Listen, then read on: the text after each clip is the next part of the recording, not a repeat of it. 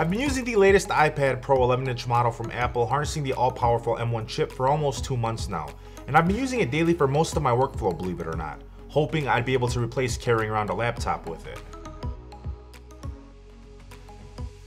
Is it even worth the upgrade for my original iPad Pro? Should you guys go for the iPad Air or possibly even consider that HDR screen on that 12.9-inch model? We'll cover that in today's video along with a few other options if you would like to go that laptop route.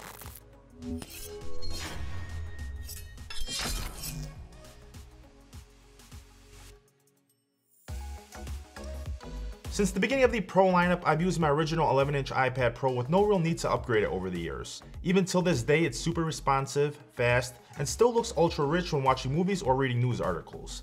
Its successor with the M1 chip now comes in at that same $799 price tag with the base 128GB of storage, double what you originally got. Comparing it to even last year's model, it's super identical. Same color specs, same design. What's really changed is the addition to the new M1 chip along with battery life and a few other key features. If you would like to go for that cellular version, it's an extra $200, which rather annoyingly puts this at the same price point as the M1 MacBook Air. Then you'd have to spend $299 for the Magic Keyboard, and if you want an Apple Pencil, well, you'll shell out another $129 for that as well. Now the pricing only goes up from there. If you pick up that 12.9-inch model with that liquid retina HDR display, you're well over $1,500 with these same accessories. Now don't get me wrong, the HDR screen looks absolutely fantastic, but you really only notice the difference when you're watching HDR content. So it's gonna be up to you guys if you wanna shell out that extra cash for that display. Aside from that, both iPads are pretty much the same in terms of specs. Same M1 processor, same storage options up to 2 TB, same 12 megapixel ultra wide camera, and the same Thunderbolt 4 USB Type-C ports. Its display doesn't give a noticeable difference from my original iPad Pro. With this new model, you get the same peak brightness, somewhere around 600 nits, which is also about the same as what you get with the 12.9-inch model, unless you're watching in HDR.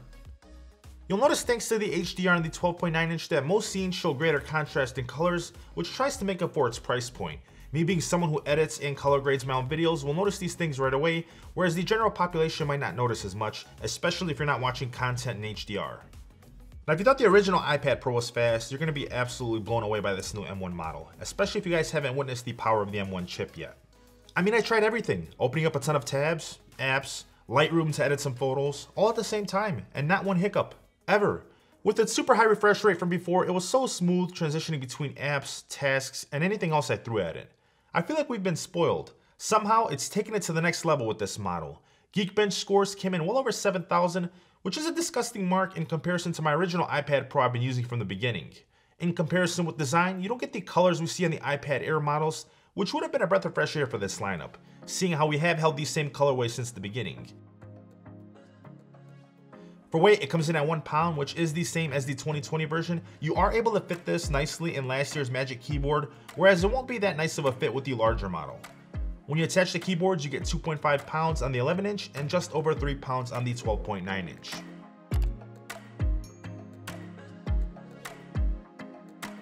Getting into cameras, you get something slightly better than what you see on the lineup of MacBooks with some new features.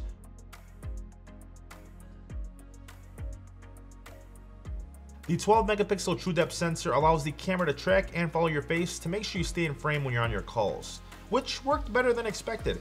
Both cameras work decent, and for me it's always been somewhat good enough since I wasn't that person to run around and really snap photos with my iPad unless it was for documents.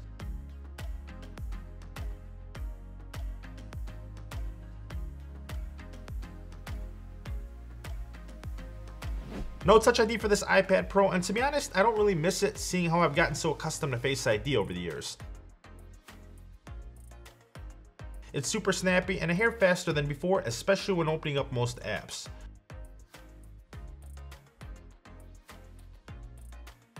For audio, this thing was amazing. Just like the rest of the lineup of Apple products over the recent years, it sounded great. Bass and mids were good. It surprisingly filled up my game room with crisp, clear music when I was relaxing in my downtime.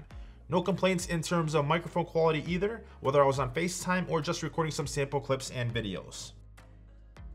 Speaking of microphone quality, let's go ahead and dive into this portion of the video that's sponsored by Elgato and the Wave 3. You guys know on the channel here, I always try to find the best microphone for gamers and streamers that provides that crisp, clear audio with the perfect software to match. The Elgato Wave 3 has been my go-to USB microphone no matter what situation I'm in. You have so many accessories you can pick up to make this mic your all-in-one go-to for your setup. Shock mounts, desktop extensions, external pop filters, even boom arms for different scenarios. No matter the look you're going for, Elgato's got you covered. The Wave 3 also has built-in clip guard technology as well as an internal pop filter to make sure you don't experience any breathing or distortion in your streams or recordings. The best part of all, the software lets you control your game volume, your music, your friends in Discord, and everything else you've got going on all separately. You have separate mixers for both yourself and your stream, giving you full control and transparency at your fingertips. If you want to see more, I will make sure to have everything linked down below for you guys, as well as the full review that I did on the Elgato Wave 3 a few months back.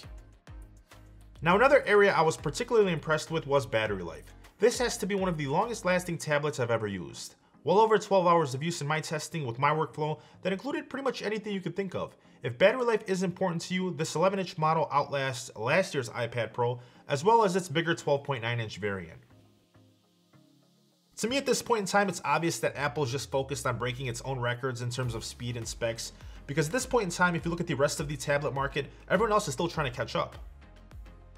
Now for me, it does make more sense to keep using my Thinkpad X1 Nano if I want that all-in-one experience. Not to mention it's a full pound lighter than the MacBook Air and still a half pound lighter than this iPad with a Magic Keyboard. Typically I'm using my iPad when I don't need a keyboard. It makes sense to use it if I'm just lounging and watching videos to use my iPad instead of my Thinkpad, but if I had to choose one, I think I'd still go for my X1 Nano. Now obviously guys, this all comes down to personal preference, right? For me it makes more sense to use the Thinkpad Nano instead of an iPad Pro with a Magic Keyboard. The same could be said about using my M1 MacBook Pro, which I also reviewed for you guys a while back. Now, if you are in the market for an 11-inch iPad Pro, then by all means, go ahead and pick this one up. It's absolutely fantastic. There's no doubt about it. If you're on a budget, pick up the iPad Air. But if you're someone who already has an 11-inch iPad Pro model from last year, just ask yourself, what are you even doing here right now? There is no room for people like you in these videos. All right, just get out of here. Don't you know there's people out here with real problems? All right, we don't need your kind in here.